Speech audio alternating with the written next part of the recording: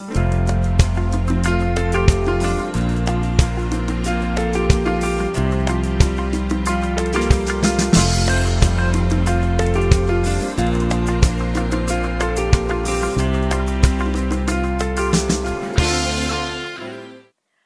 I'm Allie, and this is Wisdom for Living. 3 minutes of your week, wisdom for a lifetime. In today's day and age, many of us are challenged with negative habits, unhealthy relationships to things, where we use them too much, or we use them despite negative consequences.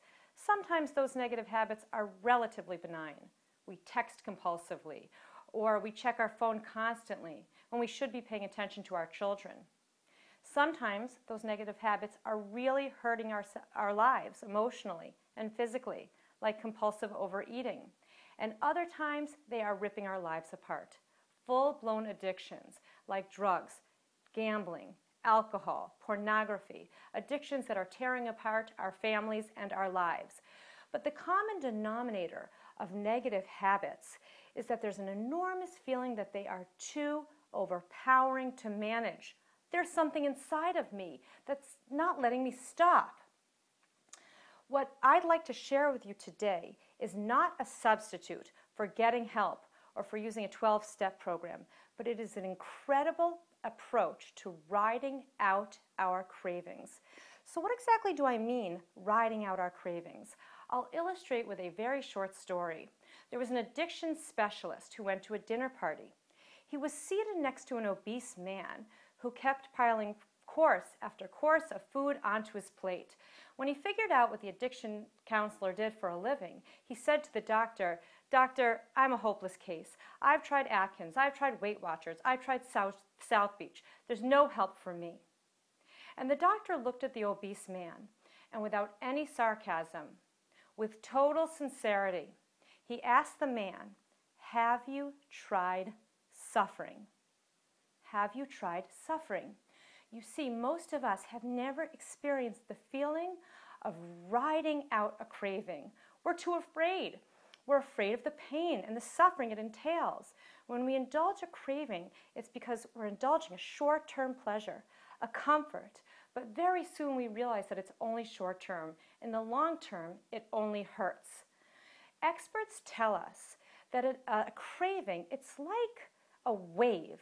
It grows, gets bigger, and then it breaks apart and falls away. Cravings, they tell us, only last at most a half an hour, very often just a few minutes.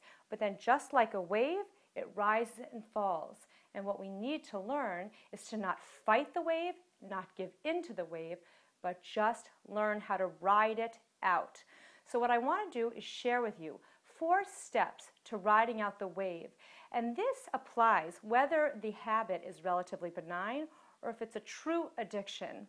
So listen, the 4 steps to riding out the waves of our urges. Step number 1, mindfulness. Mindfulness, like I said before, is not fighting the craving and it's not giving into the craving. Don't judge yourself. Don't put yourself down. Just feel how your body feels when it's craving. Pay attention to yourself, what your feelings are, and what you're telling yourself when you're experiencing a craving. Sit back and observe yourself without judgment. Step number 2, patience. See how long it takes for the wave to grow, be fully formed, and then break away and disappear. How long does the wave actually take? Ride it out. Step number 3, grit.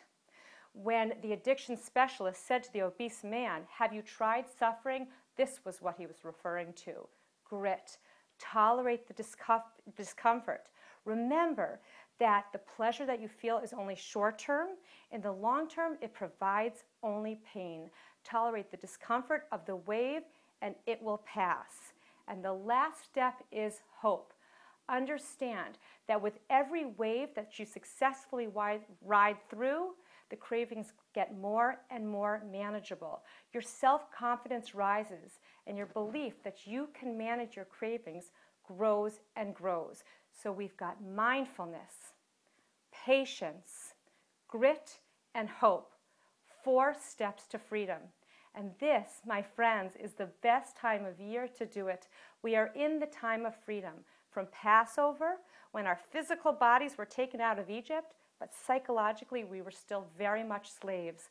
For 49 days, the time of year we're in now, we work on ourselves, we work on our inner life and on what enslaves us until we're ready for Shavuot, the gift of the Torah, when we're truly spiritually and mentally free. This is the time of freedom. Do the work.